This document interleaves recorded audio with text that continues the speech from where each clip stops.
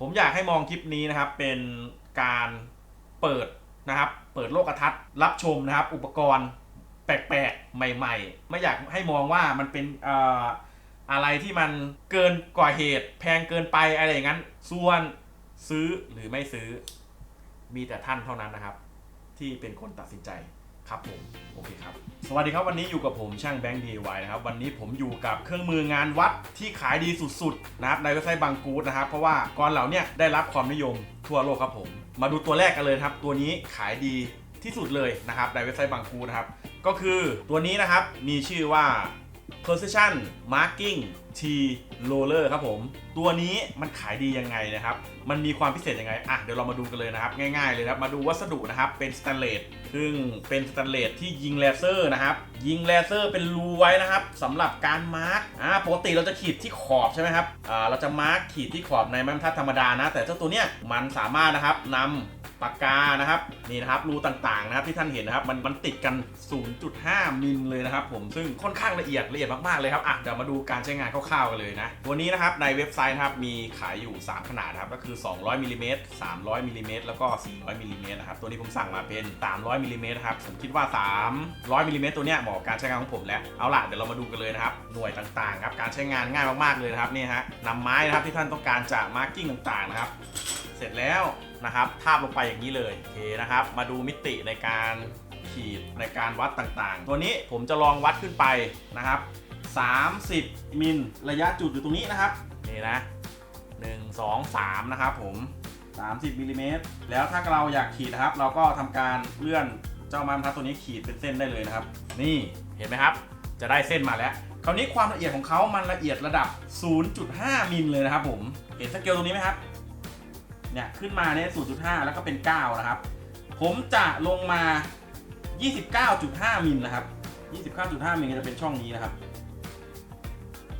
นี่นะครับคือแกลบ 0.5 มิลลิเมตรซึ่งโอ้โหตัวนี้แจ๋วแหววนะครับไม่แปลกใจเลยที่ขายดีอันดับหนึ่งนะครับซึ่งราคา500กว่าบาทวัสดุเป็นสแตนเลสนะครับผมใช้กันยาวๆนะฮะแล้วตัวเนี้ยถอดได้นะครับผมเสร็จแล้วนะสามารถนำไปใช้เป็นไม้บรรทัดธรรมดาได้แล้วก็มีร่องให้ขีดนะครับตรงหัวนะครับผมมีรูให้เราขีดเหมือนกันนะครับตัวนี้ก็โอ้โหถือว่า500กว่าบาทราคาณปัจจุบันเพื่อนๆจะซื้อไหมนะครับช่วยคอมเมนต์บอกผมหน่อยใต้วิดีโอนี้นะครับ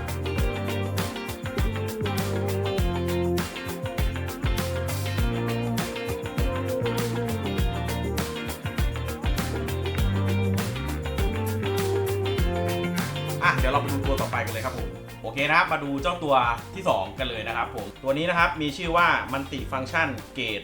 ไดดิฟโอ้โหชื่อโคตรยาวเลยนะครับชื่อของยี่ห้อเขาก็คือฮองไดนะครับผมออกสำเนียงนี้ไม่ถูกก็ขออภัยด้วยนะครับตัวนี้ใช้งานง่ายๆแล้วผมไดดริฟมันติฟังก์ชันนะครับก็คือเอาไว้วัดความลึกของดอกสว่านนะครับผมกับราคา800กว่าบาทนะครับ800กว่าบาทนะครับตัวนี้ใช้งานยังไงมาดูกันเลยนะครับผมมาดูที่ตัวรางนี้นะครับก็จะเป็นลักษณะนี้นะครับวัสดุอย่างดีนะครับผมงาน CNC นะครับอย่างดีเลยนะครับพรีเมียมเลยนะครับผมเลื่อนขึ้นเลื่อนลงได้นะครับฝั่งนี้จะไว้วัดดอกสว่านนะครับซึ่งทำมุมจิกพอดีนะครับฝั่งนี้จะเรียบนะครับไว้วัดอะไรก็ได้นะครับที่มันจะลึกลงมานะครับผมมีสเกลบอก0นะครับถึง100มิลลิเมตรนะผมจะลองวัดความหนาของไม้ตัวนี้นะครับตั้งไว้อย่างนี้นะครับแล้วก็มันจะมีขอบนะเสร็จแล้วนะครับกดลงมากับพื้นเลยนะครับได้แล้วครับนี่นะครับอ่านจากข้างล่างขึ้นมาชนขอบที่ชนกับไม้นะครับตัวนี้จะอยู่ประมาณ15มิลลิเมตรนะครับผมไม้ตัวนี้หนา15มิลลิเมตรซึ่งถ้าเราจะเจาะไม่ให้ทะลุก็จะต้องเจาะต่ำกว่า15มิลลิเมตรนะครับในการตั้งดอกสว่านนะตัวนี้ผมก็จะตั้งไปที่10มิลเลยนะครับ10มิลซึ่งดอกสว่านที่ผมจะใช้ทดสอบในคลิปวิดีโอนี้นะครับจะเป็นดอกที่เจาะไปด้วยนะครับแล้วก็เปิดรูให้สามารถใส่เดือยไม้นะครับที่ขนาด8มิลลิเมตรได้นะครับตัวนี้สั่งมาพิเศษเลยนะครับก็ประมาณนี้นะครับผม10มิลก็คือเจาะลงไปนะครับแล้วก็ผายประมาณครึ่งหนึ่งนะครับโอเคเดี๋ยวลองเจาะดูกันนะครับนี่ฮะเสร็จแล้วครับมันก็จะได้รูที่ไม่ทะลุนะฮะเห็นไหมด้านหลังไม่มีนะครับ ไม่ทะลุนะครับก็ถือว่าในส่วนนี้ถ้าเราวัดกับไม้บรรทัดเปล่าๆมันก็จะพอประมาณได้เหมือนกันนะครับแต่ว่าถ้าท่านใดต้องการความเป๊ะนะครับผมหรือซื้อมาเก็บไว้ ไม่ใช่สินะครับความพรีเมียมนะครับของเจ้าตัวนี้นะครับจัดได้ครับ800 กว่าบาทตัวนี้ครับผมแล้วก็อีกหนึ่งอย่างนะครับที่ผมเห็นว่าดีเลยนะครับก็คือว่าใช้สำหรับวัดความสูงต่ำของใบโต๊ะตัดนะครับวงเดือนนะครับคือตั้งสูงต่ำเวลาเราบากไม้นะครับเซาะร่องไม้ต่างๆนะครับแล้วอีกหนึ่งอย่างนะครับใช้สำหรับตั้งดอกกัดนะครับที่มันโผล่มาจากทิมเมอร์นะครับทิมเมอร์ที่เราหงายแล้วทำเป็นโต๊ะนะครับผมตัวนี้ก็ใช้งานได้ดีเลยทีเดียวครับ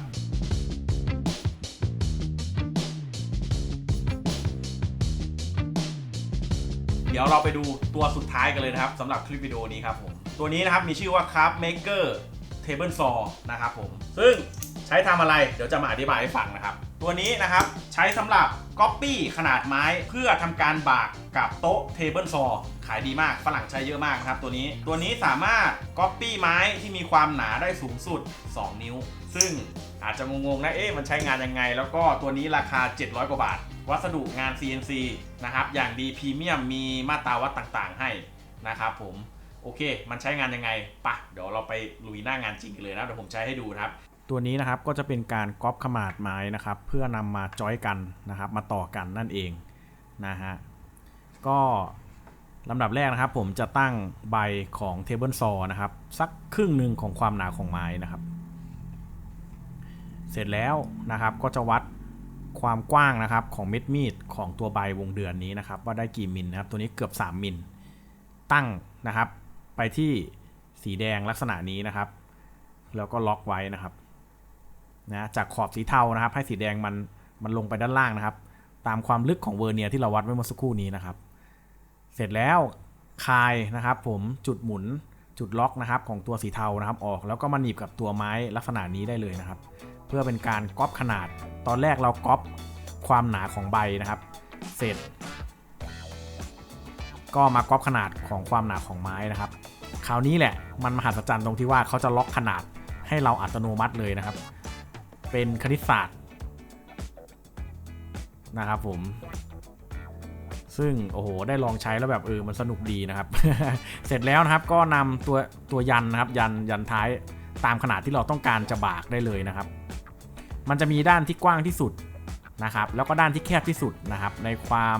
ที่เราปรับไว้เมื่อสักครู่แล้วนะครับตัวนี้เห็นไหมฮะผมลองขีดตามใบนะครับกึ่งกลางของใบที่มันจะตัดนะมันจะออกมาในลักษณะนี้นะครับตัวนี้ขีดเบี้ยวนิดนึงนะครับผมโอเคเรามาเริ่มบักเลยครับลำดับแรกก็ค้ำยันนะครับผมแล้วจะเอาออกหรือไม่เอาออกก็ได้นะครับเสร็จแล้วก็บากรอยแรกไปก่อนนะครับเพื่อสร้างความกว้างนะครับของตัวรอยนะครับที่เราจะตัดก่อนนะครับก็คือ2 เส้นแรกนะครับโอเคพอได้2 เส้นแรกแล้วนะครับก็จะได้ความกว้างนะครับของรอยบากและเสร็จก็ทำการบากออกให้หมดได้เลยครับ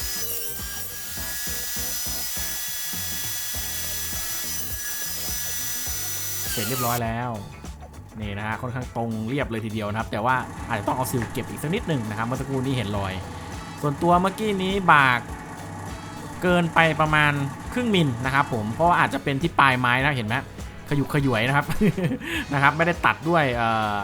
แท่นตัดก่อนให้มันเรียบก่อนนะครับแต่พอไปลองยิงน็อตดูแล้วโอ้โหได้ฉากได้มุมดีเลยทีเดียวนะครับผมพอลองใช้ออกมาแล้วก็ถือว่าออกมาได้ดีนะครับผมดีเลยครับแล้วค่อนข้างจะแปลกใหม่แล้วก็ว่ะมันก็สนุกดีนะครับผมโอเคครับโอเคนะครับก็จบไปนะครับสำหรับ3 เครื่องมือนะครับงานวัดที่ขายดีมากๆนะครับในเว็บไซต์บางปูแล้วก็ทั่วโลกนะครับแต่เดี๋ยวก่อนยังไม่จบนะครับผมมีโบนัสนะครับชี้เป้าตัวหนึ่งนะครับคือตัวเนี้ยเขาเรียกว่าของมันต้องมีจริงๆครับควรมีติดไว้เลยนะครับสำหรับช่างไม้นะครับงานไม้นะครับผมแล้วก็ราคาไม่แพงนะครับชุดนี้นะครับเป็นชุดดอกเจาะไม้นะครับที่มีความยาวถึง300 มิลลิเมตรนะครับผมหรือ30 เซนเลยนะครับผมทั้งหมดนี้นะครับในแพ็คนี้มีอยู่7 ดอกนะครับเริ่มต้นที่ขนาด4 มิลลิเมตร5 มิลลิเมตร6 มิลลิเมตร7 มิลลิเมตร8 มิลลิเมตร10 มิลลิเมตรนะครับสุดยอดไปเลยนะครับชุดนี้เพื่อนๆคิดว่าราคาเท่าไหร่ครับดอกยาวขนาดนี้หาซื้อยากมากๆเลยนะครับผมยากเลย นะครับเพราะว่าปกติส่วนใหญ่มันก็แค่ประมาณนี้คืบนี้นะครับชุดนี้นะครับตอนนี้นะครับราคาอยู่ที่ประมาณ260กว่าบาท260กว่าบาทนะครับงานดีมากๆเลยนะครับผมเหมาะนะครับสำหรับติดบ้านไว้นะครับเผื่อไปเจองานซ่อมหรืองานเจาะอะไรที่มันยาวเพราะว่ามันหาซื้อค่อนข้างยากนะครับแล้วก็ถึงมีมันก็ราคาสูงขายเป็นดอกๆด้วยนะครับบางทีดอกนึงเนี่ย300 500ได้เลยครับดอกเดียวเนี่ยนะครับผมแต่อันนี้ได้ทั้งชุดเลยนะครับแล้วก็